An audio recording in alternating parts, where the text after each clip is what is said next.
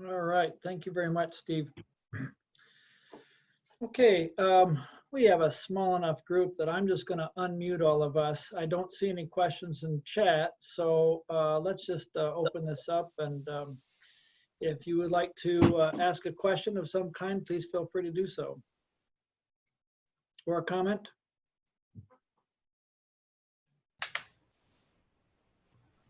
I do have a thought. This is Jim McCollum. Can you hear me? I can hear you. Then sometimes you have to look at things from the reverse perspective.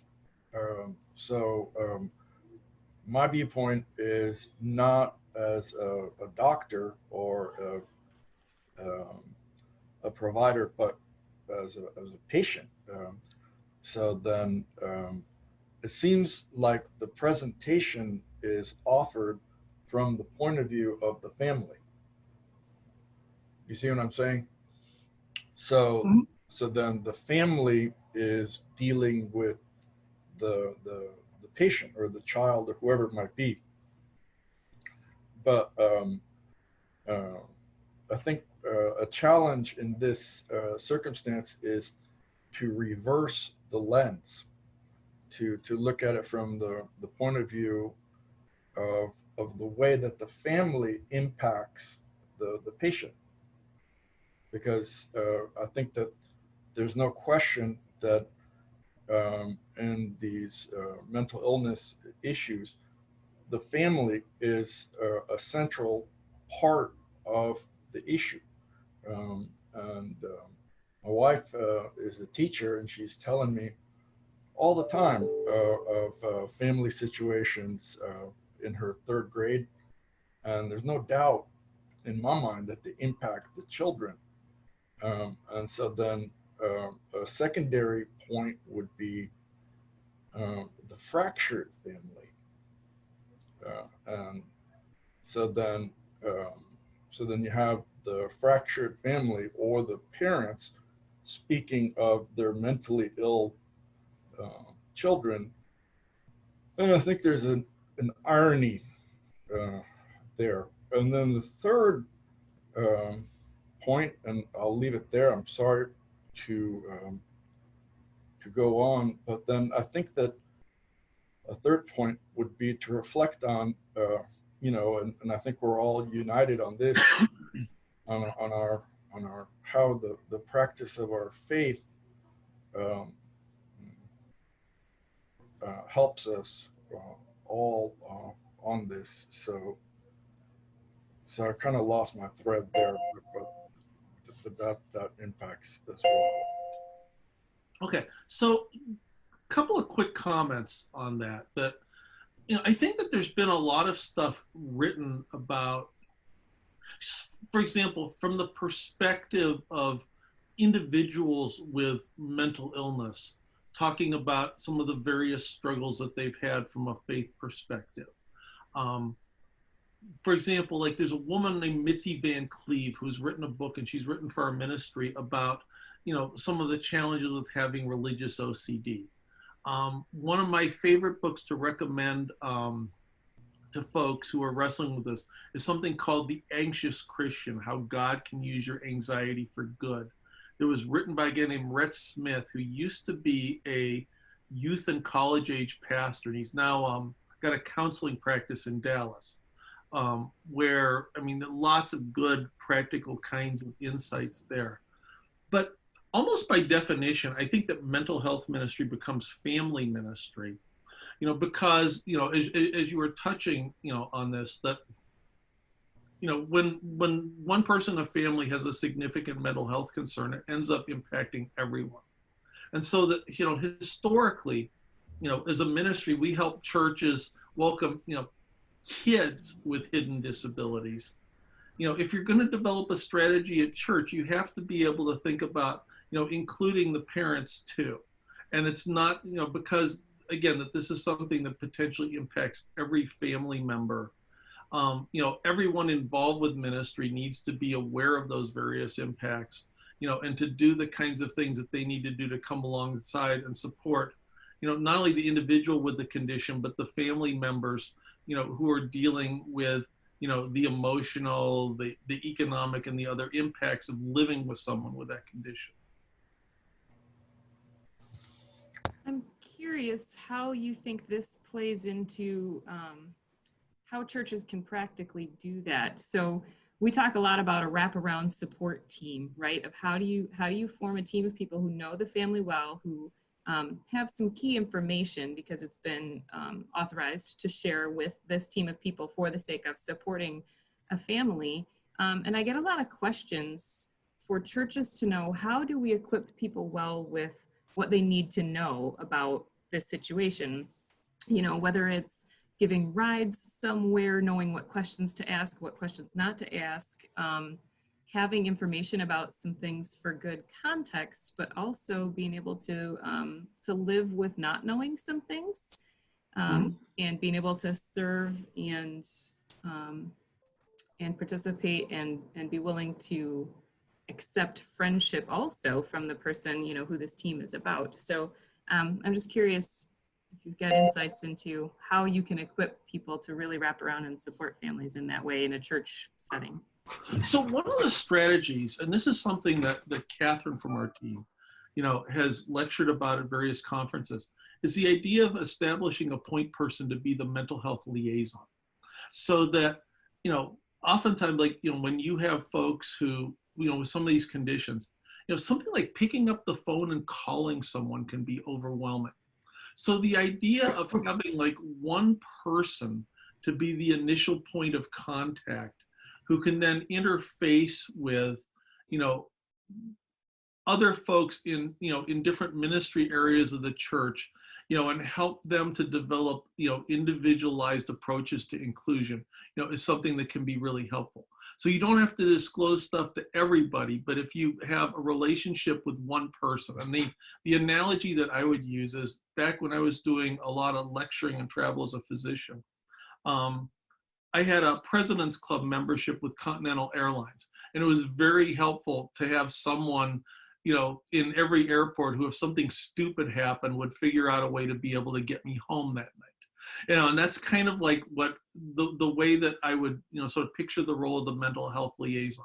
It's a specific contact person who can help that family, be able to get whatever they need and to get connected with the right people and the right resources. For example, one of the areas where this would come into play is, for many churches, being a part of a small group is an important, component of their discipleship strategy. How do you help to find the right small group, perhaps, for somebody who would be intensely uncomfortable with expectations to be transparent and to self-disclose? How do you help, one of the things we would see a lot, for example, with kids, is that they may be able to do certain components of ministry program, but if you ask them to do something that they don't regularly do or is outside their comfort zone, presents a very different set of challenges. An example of this is a lot of times we might see kids, they might come to church every week, they're sitting with their parents in the sanctuary, but the ninth grader who's anxious, the first time they try to go to high school ministry, when they walk into a large group with 40 or 50 kids who already have their friends and their peer groups, that's overwhelming to them. Or one of the stories I related about a patient from our practice in the book was a kid who went to church every week. The parents were greatly pressured by the middle school ministry director to send this kid with separation anxiety on the middle school retreat, which is held on an island in the middle of Lake Erie that can only be reached by ferry only during the daytime. And so the idea that, the idea of having one point person or an identified, liaison with the mental health ministry who can help sort of work out these individualized solutions is something that we found to be very helpful.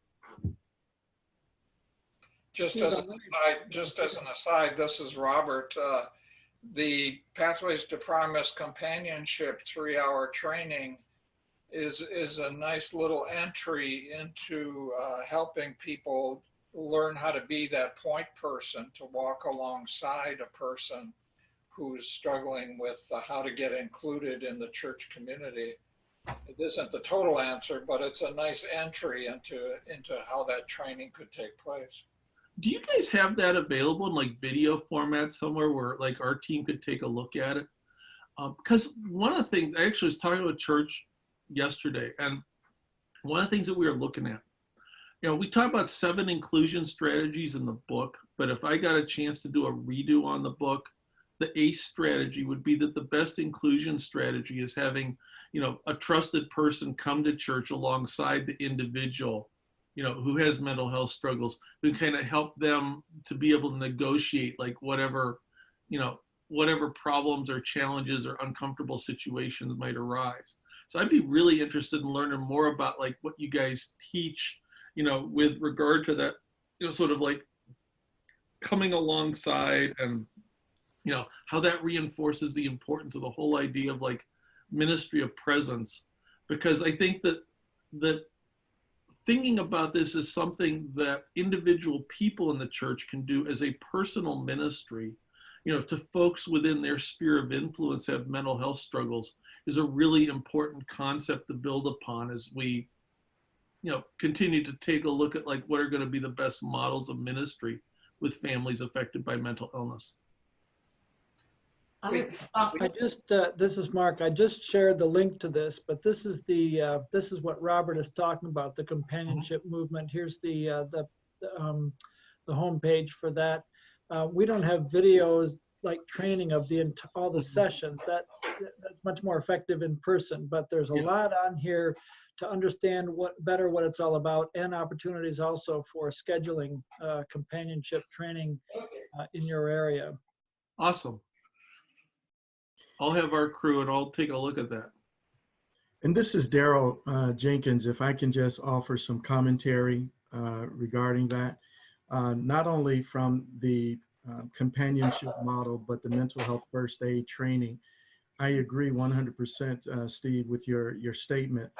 I think that as you or as we are speaking to individuals within our various settings, whether it's inside the church or outside the church, helping them be able to model what it means to be a companioning person is absolutely essential. The other thing that I like to underscore, which I really resonate with what you're saying, is that there has to be a trusted relationship that is established for individuals to freely feel comfortable engaging in those very sensitive topics that oftentimes are suppressed or, quite frankly,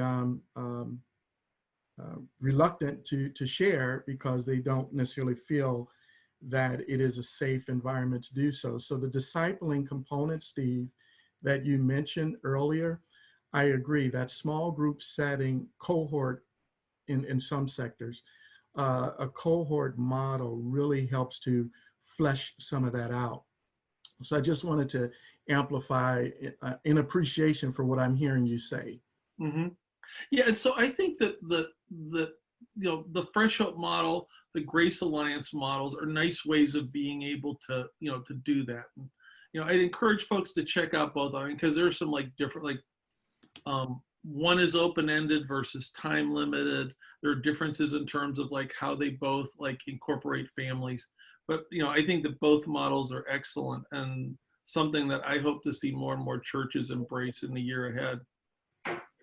Another model that I've just learned about, I have not taken the training, is the Unitarian Universalist Prison Ministry of Illinois is asking congregations, first of all, to discern where they are in terms of welcoming formerly incarcerated persons back into their congregation or into their congregation as a new member. And it's the same type of thing. It's a wraparound and very specific group of people who are there to be in support of this person who clearly may not feel welcome, and also to be that liaison of education and information with congregation members who may be very concerned. And so as you were talking, I realized this is the same thing because, as we all know, this person returning into society, even after a very short term in our prison system, there's a very good chance that there's a mental health issue as well. And so I will be investigating that, where our congregation was just approached, and so we haven't had a training, but I will make use of Pathways to Promise as the way to communicate what I learned from this. And I'm sure we're not the only state doing this, but it's very specific at the state level, because the process starts before the person is released. And so that the ability to start that process is very state prison system dependent, unfortunately. So that's another possibility. Well, a couple of comments just in response to that. That one of the things that I see sort of evolving as a trend in this next decade in terms of disability ministry and mental health ministry is that this idea of sort of mindset versus standalone program is very much the direction that we're going to go. Because you think about like all of the different ministries that churches do that sort of touch on this population. You look at the statistics, like, you know, the number of people with major mental health issues who are incarcerated, that's something that very much needs to be thought about in terms of people who are doing prison ministry. You think about, you know, I think our most interesting consult the last few years was from a church that was approached by the Children's Services Department in their county and was asked if they could come up with homes for 500 foster kids. You know, and you start thinking about, like, you know, the impact of trauma, like the other kinds of issues that you get into, like when you're dealing with that population. You know, churches that are doing adoption ministry, churches that are encouraging people to go into foster care ministry, that this mental health component, or, you know, being mental health informed or trauma informed, is like clearly central to that. Yes. So that one of the things that I see kind of evolving from this is, you know, that we would be developing, you know, that we would be developing relationships with like other ministry organizations that are operating in those spaces to think about how folks can combine resources to help them to be able to serve, you know, folks within their sphere of influence who are wrestling with this. Yeah, Steve, I don't know if this is an online conversation or perhaps offline, but I really would like to hear more about how this has worked within the prison ministry. Just yesterday, I happened to have a conversation with an executive director that spends time here in the Wheaton area in the prison and DuPage. And we were just discussing this in terms of the mental health needs in some form of training. So I really would, I don't know, Mark, if this is something that we need to maybe take offline, because I don't want to take away from perhaps a planned agenda, but I really would like to have more commentary around this, Steve. Well, I'll tell you what, there's one guy I can definitely connect you up with. Brad Hafes is the guy who started Fresh Hope. Okay. They developed a small group model to be able to use in prison ministry. Yeah. And Brad, I don't know if you've ever met him. He's an interesting guy. He was the pastor of the largest Missouri Synod Lutheran church in the country and got fired after he had a manic episode in the mid-1990s. Okay. And yeah, so it's Brad Hafes, H-O-E-F-S. And again, it's, you know, it's, I think Fresh Hope, I don't remember off the top of my head, like what exactly, like the website, but if you, Brad Hafes, I just posted it on the chat. Okay, got it. Thanks, Mark. But yeah, I mean, that's something like, you know, where, you know, especially, you know, the other area that kind of comes up with this, a few months ago, we had a guy here in town in Cleveland who was lecturing at the clinic and to our Child Psychiatry Society. He has the biggest grant from NIMH looking at the neurodevelopmental effects of trauma. And, you know, what you end up finding in people who are involved in substance abuse treatment, for example, you know, that there's, you know, so the churches who are like involved in like that space, I think need to become better informed about this too. So, you know, so what we do what we do influences all kinds of other areas of ministry. And I think that building relationships there and beginning to speak into some of those needs is going to be really important. I appreciate Daryl's question, and yeah, of course, I think all of us have read the statistics about the large percentage of people in prisons and jails who have mental health challenges. I think that's, we are going to be able to get into that today, because we're going to have to wrap up this part of our meeting very soon. But that's a great suggestion for a future webinar. And so I'm jotting that down to make sure that we don't lose that, because that is such an important part of mental health ministry. All right, we have time for one more question. Anybody? I muted a lot of you because I was hearing some noise, background noise, but you can unmute yourself, or I'm seeing somebody raise their hand there. Are you on? Yes, I'm Barbara Myers. I want to lift up the importance that you mentioned of talking about mental health from the pulpit in terms of decreasing stigma. And one of the things that I have done, and I found the most effective way of decreasing stigma, is I would tell some of my own story, my own struggle with mental illness, and as part of the sermon, and then something about the importance of a faith community in recovery. And then at the end of the sermon, I ask for a public witness of folks who either are living with a mental illness or are someone they love is living with a mental illness, to please rise in body or spirit if that's the case. And every time I've done this, which is many times now, the vast majority of the people will stand up in the room. Sometimes everybody in the room will stand up, and everyone is totally amazed at how many people are standing up.